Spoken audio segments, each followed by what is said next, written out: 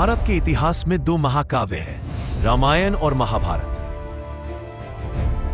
लेकिन महाभारत सिर्फ एक कथा नहीं है, ये वह ग्रंथ है जिसे सबसे ज्यादा गलत समझा गया, सबसे ज्यादा बदला गया और सबसे ज्यादा विकृत कर दिया गया। टीवी धारावाहिकों, लोक कथाओं और फिल्मों ने इस महाग्रंथ में इतनी बातें जोड़ दी कि असली सच मिट्टी के नीचे दब गया। आज हम सच को मिट्टी से बाहर निकालेंगे। पुरातत्व, ग्रंथ, साक्ष्य और तर्क तीनों की मदद से महाभारत के सबसे बड़े मिथ्स का पर्दाफाश करेंगे। ये वे सच है जो आज भी लाखों लोगों को पता नहीं है।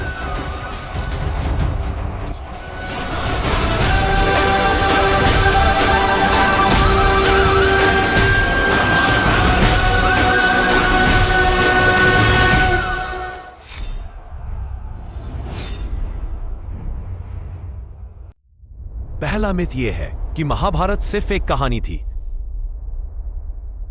सच क्या है? हस्तिनापुर की खुदाई में एक मोटी बाढ़ की परत पाई गई, ठीक वैसी ही जैसी महाभारत में गंगा की प्रलय बताई गई है। कुरुक्षेत्र में पेंटेड ग्रेवेयर संस्कृति के दर्जनों स्थल मिले जो 3500 से 2500 बीसीई के बीच के हैं। यही वही समय है जिसके आसपास महाभारत की घटनाएं रखी जाती है। द्वारका के समुद्र में डूबे पुराने नगर, दीवारें, खंभे, जेटी, ये सब इस बात के संकेत हैं कि कोई न कोई ऐतिहासिक आधार किसी युद्ध के इर्द गिर्द जरूर मौजूद था। कहानी बाद में बनी, आधार पहले से था। यह सब प्रमाण तो हमें धरती से मिला जिसे कोई छेड़खानी कर सकता है, पर कुछ प्रमाण इसे भी मिले हैं जिसे कोई चाहे तो भी छेड़खानी नहीं कर सकता है, और वो प्रमाण है खगोल शास्त्र। आकाश में लिखी महाभारत की तारीख जो आज भी नहीं बदली है। महाभारत में एक नहीं बल्कि कई खगोलीय घटनाओं का उल्लेख है जिन्हें आज हम आधुनिक एस्ट्रोनॉमी सॉफ्टवेयर में डालें तो वे हमें हजारों साल पीछे एक निश्चित समय तक ले जाती है। पहला संकेत, एक के बाद एक दो ग्रहण, पहले सूर्य ग्रहण और तुरंत बाद चंद्र ग्रहण। इतिहास में ऐसी स्थितियां बहुत कम बनती है। दूसरा संकेत, उस समय ग्रहों की चाल। ग्रंथों में लिखा है बृहस्पति रोहिणी में था और मंगल श्रवण नक्षत्र की ओर बढ़ रहा था। आकाश में ऐसी अलाइनमेंट हर साल नहीं होती। तीसरा संकेत, तारों की चाल पीछे ले जाओ तो यह खगोलीय स्थिति एक खास काल में मिलती है, 3000 से 1500 बीसीई के बीच, यानी महाभारत। यही वह समय है जिसमें तारों की गणित कहानी से नहीं वास्तविकता से मिलती है। चौथा संकेत, युद्ध से पहले धृतराष्ट्र ने एक धूमकेतु देखा था। नासा के डाटा में उसी काल में एक विशाल कॉमेट दर्ज है जो महीनों तक दिखाई देता रहा। पांचवा संकेत, कृष्ण ने भी चेतावनी दी थी, ग्रहों की चाल विनाश की ओर है। मॉडर्न सिमुलेशंस बताते हैं कि उसी काल में ग्रहों की स्थिति अशुभ और असामान्य थी। इन सभी संकेतों को जब एक साथ रखा जाता है तो एक अवधि उभरती है 3062 बीसीई के आसपास। यही वो समय है जहां खगोलीय गणना महाभारत के वर्णनों से पूरी तरह मेल खाती है। और सच ये है, कहानियां बदल सकती हैं लेकिन आकाश नहीं। तारे अपनी सच्चाई हजारों साल बाद भी छुपाते नहीं। महाभारत केवल कहानी में नहीं लिखा, ये समय में लिखा गया। नेक्स्ट प्रूफ, संस्कृति और भूगोल। कहानी बदल सकती है, पीढ़ियां भी बदल सकती है, लेकिन परंपराएं, स्थान और इतिहास की यादें हजारों साल तक जीवित रहती है। महाभारत की सबसे बड़ी शक्ति यह है कि यह सिर्फ ग्रंथों में नहीं लिखा, यह भारत की धरती पर और भारत की संस्कृति में आज भी जिंदा है। पहला प्रमाण, स्थान। महाभारत में वर्णित हर जगह, हस्तिनापुर, कुरुक्षेत्र, द्वारका, काशी, कांपिल्य, मगध, आज भी उन्हीं नामों से मौजूद है। इतिहास में इतना सटीक भौगोलिक विवरण बहुत दुर्लभ है। दूसरा प्रमाण, कुरुवंश। महाभारत का आधार कुरुवंश था और यह कोई काल्पनिक वंश नहीं। ऋग्वेद, पाणिनि और बौधायन जैसे प्राचीन ग्रंथों में कुरुवंश का स्पष्ट उल्लेख मिलता है। तीसरा प्रमाण, संस्कृति की स्मृति।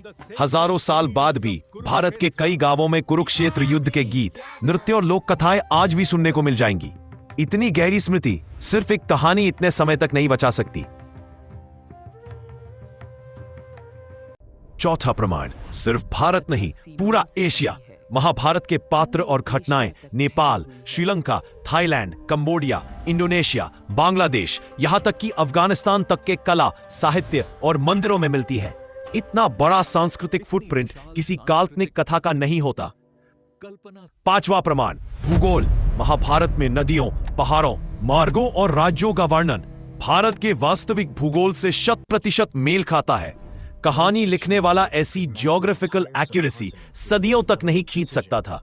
छठा प्रमाण, वंश परंपरा। भारत के कई क्षेत्रों में आज भी ऐसे कुल मौजूद हैं जो खुद को पांडवों, यादवों या कुरुओं से जोड़ते हैं। इतनी लंबी वंश परंपरा इतनी पीढ़ियों तक किसी काल्पनिक घटना से नहीं चली आती। और इन सब प्रमाणों का निष्कर्ष एक ही है, इतिहास मिट सकता है, शिलाएं टूट सकती है, लेकिन संस्कृति कभी नहीं मिटती। महाभारत सिर्फ पढ़ा नहीं जाता, यह जिया गया इतिहास है और भारत के हर हिस्से में आज भी उतना ही जीवित है जितना हजारों साल पहले। अगला बड़ा प्रमाण है खुद कुरुक्षेत्र की धरती। कुरुक्षेत्र की मिट्टी में आज भी युद्ध के निशान मिलते हैं। रथों की गहरी लकीरें, जली हुई धरती, धातु के तीरों के अवशेष और मिट्टी के भीतर मोटी राख की परत। ये सब एक ही बात साबित करते हैं, यहां कोई साधारण घटना नहीं, एक भयानक युद्ध हुआ था। तो फिर क्या महाभारत सिर्फ एक कहानी है? अगर यह सिर्फ कहानी होती तो कुरुक्षेत्र की धरती पर रथों की लकीरें क्यों मिलती? जली हुई मिट्टी, धातु के तीर, राख की मोटी परतें, ये सब क्यों मौजूद होती? अगर यह सिर्फ कहानी होती तो इसके पात्र नेपाल, थाईलैंड, कंबोडिया, इंडोनेशिया इतने देशों की कला और संस्कृति में कैसे जीवित रहते? और अगर यह सिर्फ कहानी होती तो तारों की चाल हजारों साल बाद भी इसके युद्ध की तारीख से कैसे मेल खाती? सच इतना साफ है कि इसे कहानी कहना खुद इतिहास का अपमान है। महाभारत कहानी नहीं, भारत का सबसे पुराना और सबसे गहरा इतिहास है। अगला बड़ा मिथ यह है कि गुरु द्रोण ने कर्ण को सूतपुत्र कहकर अस्वीकार कर दिए थे, लेकिन महाभारत इस पूरी कहानी को उल्टा साबित करता है। सच यह है, कर्ण गुरु द्रोण का शिष्य था। आदि पर्व में स्पष्ट लिखा है कि कर्ण ने धनुर्विद्या की शुरुआती शिक्षा द्रोणाचार्य से ही प्राप्त की। तो फिर मिथ कहां पैदा हुआ? उत्तर है कुरुसभा में, जहां कर्ण ने पहली बार अर्जुन को चुनौती दी थी। उस समय उसकी राजवंशीय पहचान स्पष्ट न होने पर राजसभा ने रोक लगाया था, गुरु द्रोण ने नहीं। द्रोणाचार्य ने कभी कर्ण को ठुकराया ही नहीं, बल्कि कर्ण गुरु द्रोण का मान्य छात्र था। और दूसरी सच्चाई, कर्ण को गुरु द्रोण ने नहीं छोड़ा, कर्ण ने स्वयं गुरु द्रोण को छोड़ा।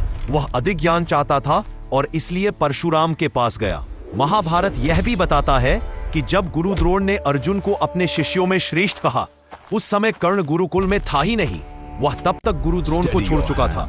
यानी अस्वीकार का मिथ तथ्यों से बिल्कुल मेल नहीं खाता। तो सत्य यह है, द्रोणाचार्य ने कर्ण को कभी नहीं ठुकराया। कर्ण उनका छात्र था, सीखा, आगे बढ़ा और स्वयं दूसरे गुरु की ओर चला गया। यह मिथ नहीं, सच्चाई है जो महाभारत खुद कहता है। महाभारत से जुड़ा एक और प्रसिद्ध मिथ है कि अभिमन्यु ने चक्रव्यूह गर्भ में ही सीख लिया था और सुभद्रा के सो जाने के कारण उसे आधा ज्ञान मिला। लेकिन मूल महाभारत इस पूरी कहानी को गलत साबित करता है। व्यास रचित महाभारत में किसी भी पर्व में गर्भ में चक्रव्यूह सीखने का एक भी पात्र, एक भी श्लोक नहीं मिलता। द्रोण पर्व यह साफ बताता है कि अभिमन्यु ने चक्रव्यूह में प्रवेश की विद्या जन्म के बाद अर्जुन से सीखी थी। अर्जुन ने उसे युद्ध कला का अभ्यास कराया, लेकिन वो छोटा था, इसलिए निकास की विधि वो सीख नहीं पाया। अभिमन्यु के पास व्यूह में घुसने का ज्ञान था, बाहर निकलने का नहीं। यही महाभारत का असली वर्णन है, गर्भ से ज्ञान पाने का मिथ नहीं। तो सच यह है, गर्भ वाली कथा एक सुंदर उपमा है, पर इतिहास नहीं। अभिमन्यु की वीरता वास्तविक थी, लेकिन उसके कौशल की जड़ें अर्जुन की शिक्षा में थीं, किसी अलौकिक गर्भ ज्ञान में नहीं। एक और लोकप्रिय दृश्य जो हर टीवी शो और फिल्म में दिखाया गया कि युद्ध के बाद कुंती दौड़ती है रणभूमि की ओर, कर्ण के मृत शरीर से लिपट कर रोती है। लेकिन महाभारत में ऐसा कुछ नहीं लिखा।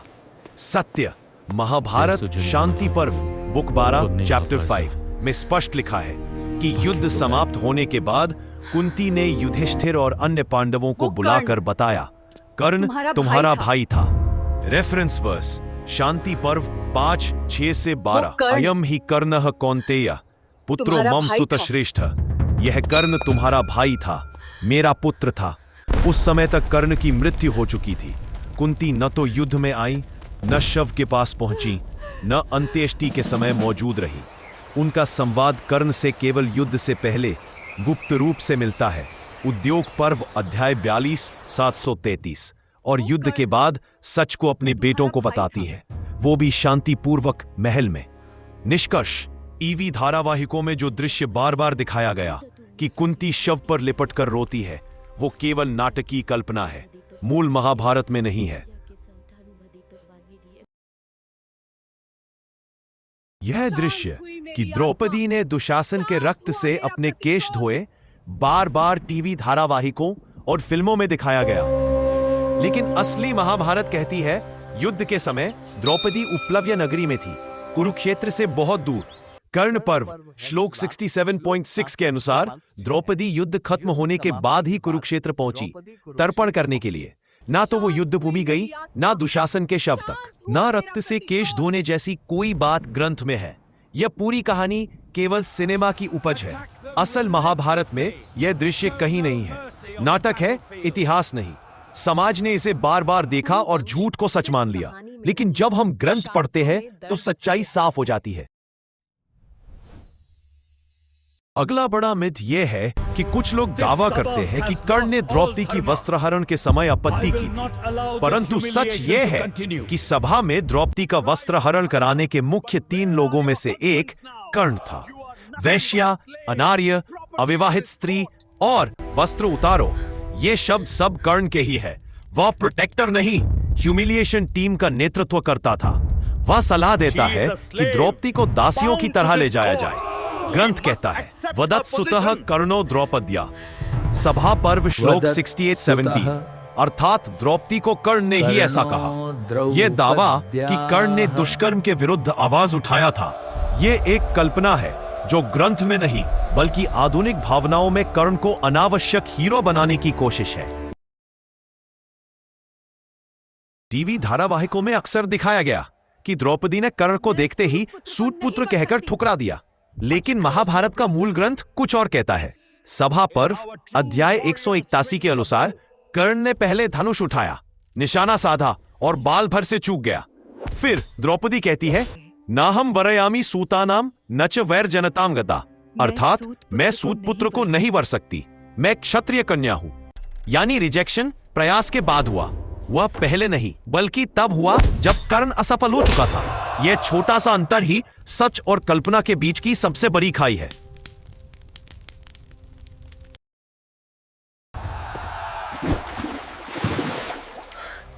अंधे का पुत्र अंधा। अंधे का पुत्र अंधा, यह वाक्य आज भी हर कोई गर्व से दोहराता है, जैसे यह महाभारत की सबसे तीखी पंक्ति हो। लेकिन सच यह है, महाभारत के किसी भी संस्करण में यह वाक्य कहीं नहीं लिखा है। यह संवाद ना तो वेदव्यास की रचना में है, ना ही किसी प्राचीन श्लोक में है। दरअसल महाभारत के सभा पर्व के अनुसार जब दुर्योधन माया सभा में गिरता है, द्रौपदी वहां उपस्थित ही नहीं थी। न ग्रंथ में द्रौपदी का कोई संवाद है, न अंधे का पुत्र अंधा जैसी कोई टिप्पणी। यह वाक्य बाद में 14वीं 15वीं शताब्दी के लोकनाट्य और कथाओं में जोड़ा गया। यह एक परिकल्पना थी जो इतनी बार दोहराई गई कि लोगों ने उसे सच मान लिया। यह सबसे सटीक उदाहरण है कि कैसे लोकप्रियता इतिहास से ज्यादा शक्तिशाली हो सकती है। यह सबसे ज्यादा फैलाया गया मिथ है कि अर्जुन शिखंडी के पीछे छिप गया और वहीं से भीष्म पर वार किया, लेकिन महाभारत की मूल कथा कुछ और कहती है। भीष्म पर्व में लिखा है पांडवों ने शिखंडी को आगे रखा, परंतु निर्णायक तीर अर्जुन के थे। भीष्म स्वयं कहते हैं ये बाण शिखंडी के नहीं है, ये अर्जुन के हैं। ग्रंथ के अनुसार शिखंडी के बाणों को भीष्म ने अनदेखा किया, पर अर्जुन के तीखे बाणों ने भीष्म के धनुष को तोड़ा, घोड़ों को घायल किया और उन्हें रणभूमि में धराशायी किया। अर्जुन ने छिपकर नहीं, सामने से युद्ध किया था। भीष्म की हार अर्जुन की वीरता का प्रमाण थी। यह कह देना कि अर्जुन ने शिखंडी के पीछे छिपकर वार किया महाभारत के साथ अन्याय है और भीष्म की स्वीकारोक्ति को नकारना है, क्योंकि भीष्म ने खुद कहा था मुझे अर्जुन ने गिराया। ये जो हम अब तक देखे वो सब महाभारत से जुड़े कुछ रोचक मिथ्स है। आज की महाभारत न पूरी तरह इतिहास है न पूरी तरह कल्पना। यह एक दर्पण है जिसमें हम प्राचीन भारत की राजनीति, युद्ध कला, नैतिक संकट, परिवारों के संघर्ष और मनुष्य की कमजोरियों को देखते हैं। मिथ हट जाते हैं तो असली महाभारत की इतिहास सामने आता है। ज्यादा मानवीय, ज्यादा वास्तविक और ज्यादा गहन। सत्य वही है जो प्रमाणों पर खड़ा रहे। महाभारत का असली रूप हमेशा हमारे सामने था, बस धूल हटाने की देर थी। अगर आपको ये वीडियो पसंद आया हो तो इसे लाइक करें, शेयर करें और ऐसे ही और वीडियोस के लिए चैनल को सब्सक्राइब जरूर करें। सच फैलाएं, मिथ नहीं।